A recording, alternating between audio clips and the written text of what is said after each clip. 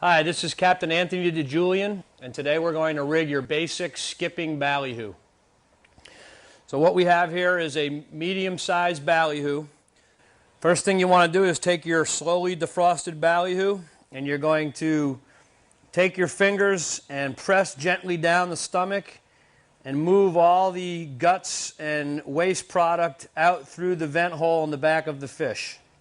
Once you do that, you want to take your bait and you want to manipulate it a little bit. You want to kind of give it a little bit of a bend back and forth.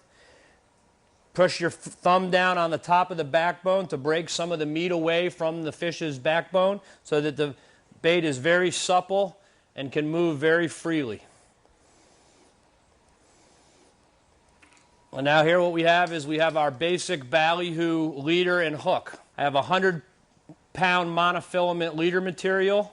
And in this case, I'm using a 7/0 ring eye hook, mustad hook. One of the first things that I want to point out is that in many videos, I see people taking the ballyhoo wire or your copper wire and attaching it the wrong way. Under no circumstances do you ever want to attach the wire to the leader or the crimp. It always should be attached to the hook.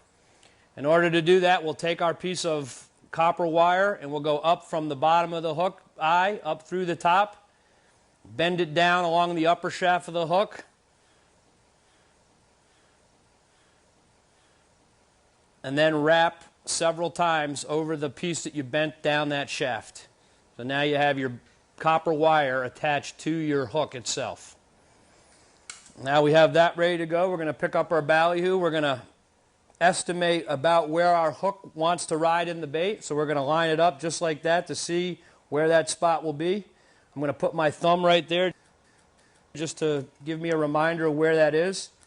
And then with a very sharp bait knife, I'm going to take and cut a very straight, short slit in the ballyhoo's belly. Just like that. That brings us to the next stage. A lot of baits you see these days, you'll see people rig them without eyes in them. Now there's a couple reasons for that. When we're fishing in Mexico and other places where we're getting 100 bites a day and we have to rig hundreds of baits during a week, we will take the eyeballs out of the baits so that we can rig them much faster and save some time at night on the dock. And it also keeps us from having a bait or two that may have been rigged incorrectly and therefore the bait would spin.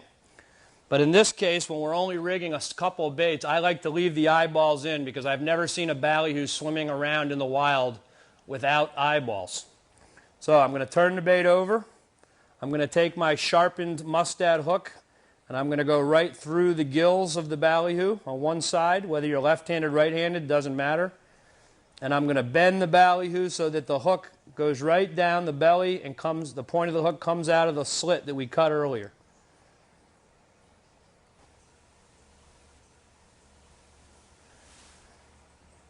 And we're going to pull the rest of that hook into the bait so that the eye of the hook and the crimp and the copper wire and everything we can get is up inside of the head of that ballyhoo so as not to be seen by a fish or to disturb the water or to affect the way the ballyhoo trolls.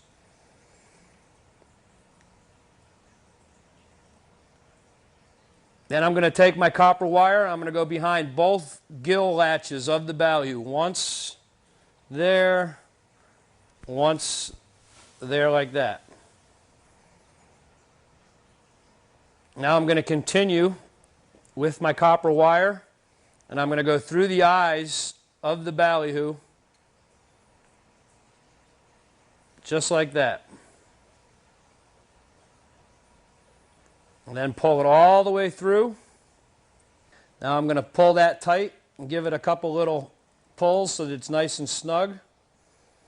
And then I'm going to continue on and I'm going to come up from the bottom of the ballyhoo up through the top lip of the ballyhoo. Every ballyhoo's upper lip has a separate jaw or jaw latch.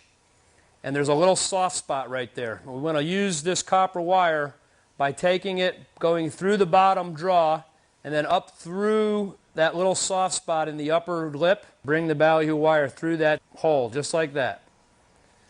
And we're going to continue by pulling it all the way through so that it's nice and snug and tight. And then we're just going to continue by wrapping the copper wire over the top of the leader material up the beak of the ballyhoo.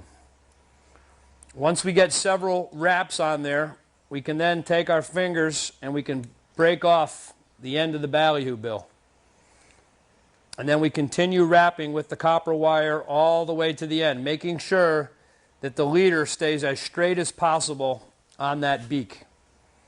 All right, when I get to the end and I still have some copper wire left over, we can simply reverse our track and bring it back down just like that. Okay, now we have a naked skipping ballyhoo, basic ballyhoo. Now if we want to give it a little bit more pop and add some color to it and keep it from being washed out as quickly, we can add whatever type of skirt or lure that we want in front of it. In this case, I have a little Moldcraft soft head, and I'm simply going to insert the other end of the leader through that lure and bring it all the way down the leader, and then make sure that the skirt cinches right down on the bill of the ballyhoo. And there we have a completed skipping ballyhoo with a Moldcraft soft head. And this bait is good for just about any big game fish, blue marlins, sailfish, wahoo, tuna, dolphin. You can catch about anything in the ocean.